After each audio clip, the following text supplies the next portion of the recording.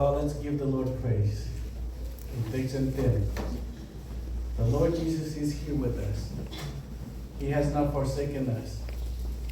When Bao accepted the Lord Jesus Christ, I didn't know if she was baptized or not, but I know she was sealed by the Holy Spirit. Is that a good thing?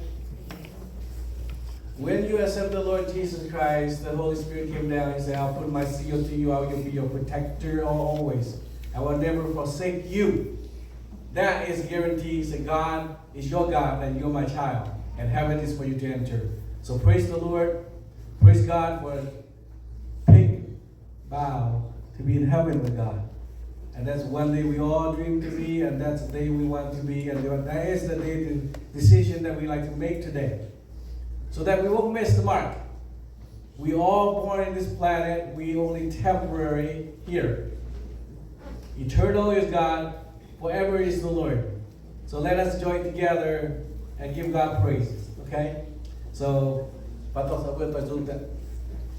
when we sing the Mien song, sing in the Mien version, if you know the Hmong version, sing along. Praise God. God knows our languages, okay? And welcome. Now, I know it's a sad moment, but I'm going to tell you God is shining up on all of us here. So be cheerful. Okay? Okay. So you will pass Iu-mienh Ziouv-weic Cengx con Ziouv Giêsu Kitô to trên nín ở trên bào. Quân nín can Ziouv nhà khu châu mình. Isn't that wonderful? The Lord is leading Bao to heaven. So we want to sing that song in Mien. Okay, so Amazing Grace. And you have English version, you got Hmong version, you got Mien version. Please join us. The Lord wants to hear you. Okay?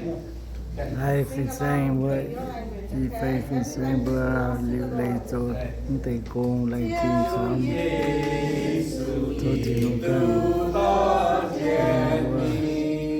chỉ phụ nín can chiều nhẹ khu chào mình nín yếm hai đầu vai châu hai nhung chiều nhẹ của tai chiều thiên nín mình kỳ tu to nín kỳ tu to nín chiều nhẹ của tai kính chen nín mình anh can chen hôn lo chào mình chiều xuống mình đẹp của ta kề mai tề chàng hồ quang du cầu nan mai tề quang du dấu giao can diệt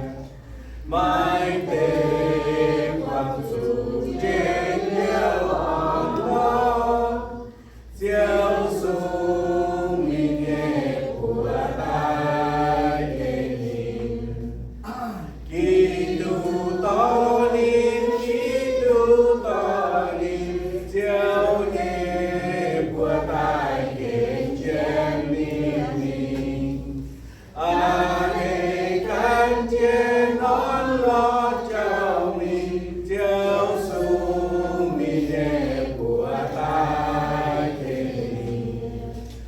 kia thổ tình hùng to chào mình mai cuối mình yếm hai năm lễ cùng quán lông phải chiều nín dung mai cún với du đi đúng chán chán cầu nín kỳ tu to nín kỳ tu to nín chiều nhẹ của tai kính chen nín mình anh can chen nón lo chào mình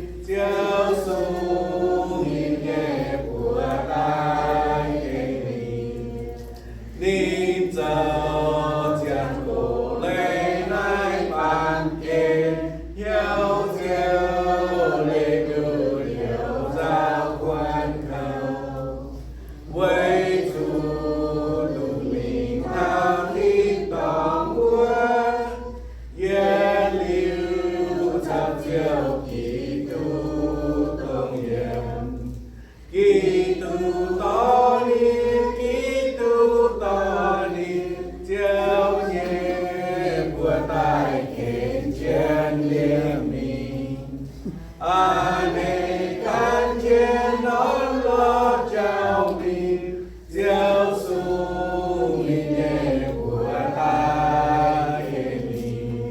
May the Lord's hand guide her way.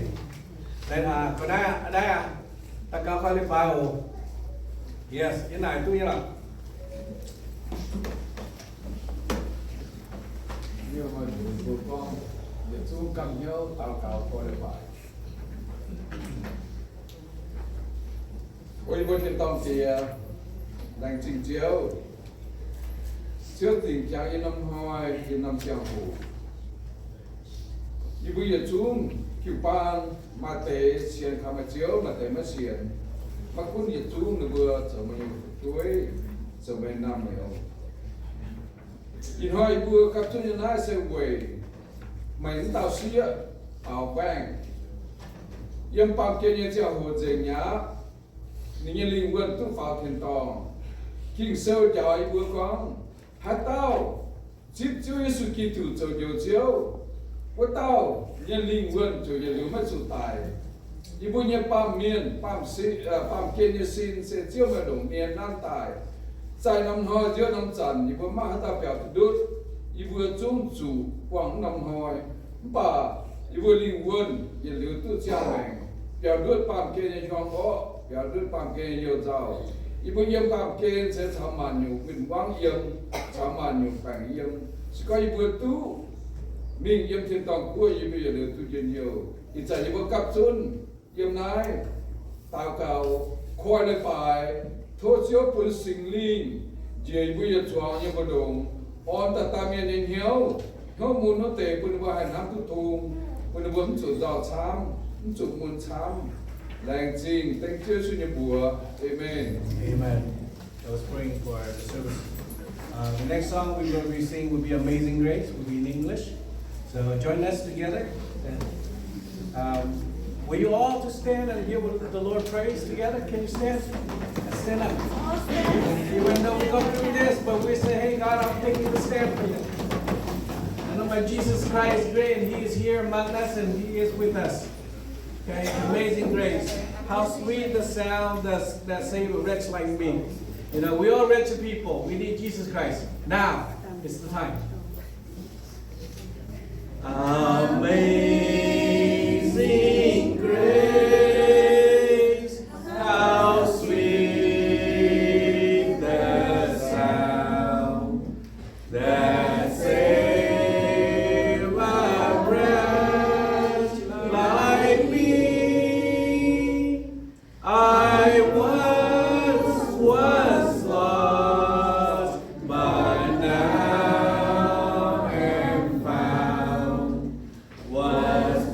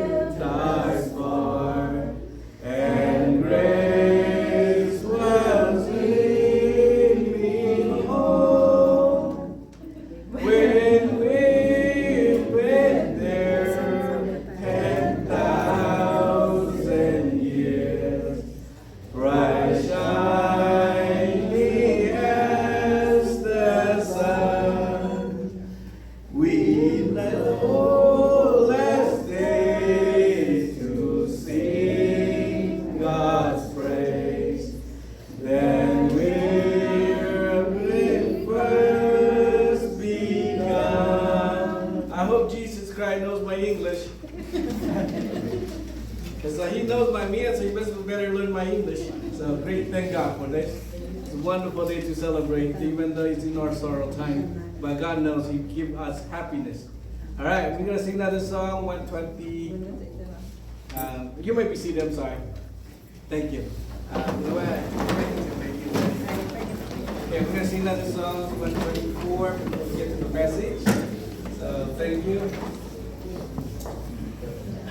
I know that Bao was kind of have some live fun, sometimes happiness. I think she picked the pastor kind of like that today. Can you tell? I could tell. I think there's some connection with the Spirit here. So when that happened, there will be smile on all of us, right? So we know she's in good hands. So it's always great to be in happy life, joyful life. And, you know, the life without happy and joyful, it's just a little bit kind of dull, you know. But thank you, God, for giving us the happy time together. Okay, this one it says Jehovah go nin han go yuna. So Jehovah is guiding Bao like God guides the sheep. You know, so we know that God is taking care of. So let's sing together 124 again. So if you know the mong, I would encourage you to sing it. Okay, go ahead. Jehovah go nin han go yuna jiao ni mai hai quan zu hai yu si jiao un nin quay tu yang long hai nhẹ chàng yên in mi yên buồn